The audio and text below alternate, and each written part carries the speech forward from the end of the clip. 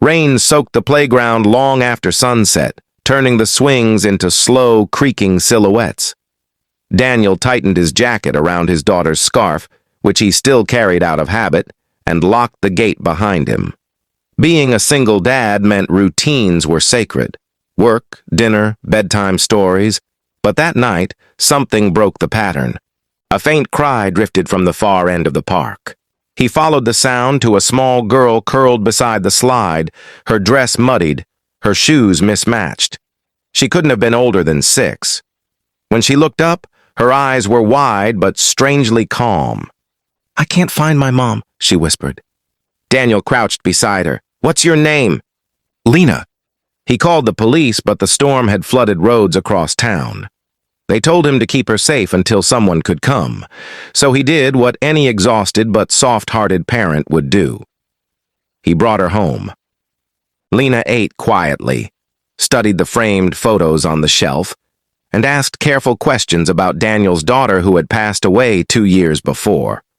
Her voice carried an odd gentleness, like she understood grief too well for her age. By midnight, headlights washed across the living room walls. A convoy of black cars stopped outside his modest house. Men in dark suits spread across the yard with military precision. Then she stepped out, Lena's mother. She was elegant, composed, and powerful in the way storms are powerful. Her gaze swept the house once before resting on Daniel. "You found her," she said, relief and urgency tangled in her voice. Daniel nodded. She was alone. The woman knelt before Lena, gripping her shoulders. "Did you tell him anything?" Lena shook her head. The mother turned to Daniel, her composure cracking. "You must listen carefully. My daughter isn't just lost. She's being hunted." Daniel felt the room tilt. "For months," she continued, "people have been searching for her because of what she can remember." "Remember?" he echoed. Lena stepped forward, small hand slipping into his. "I remember things before they happen."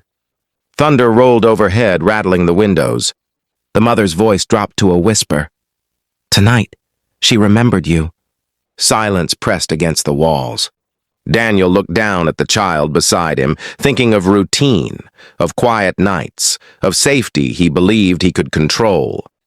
Outside, the suited men scanned the darkness like something was already closing in. Lena squeezed his hand gently. "We don't have much time." And in that moment, Daniel understood. Saving her was only the beginning.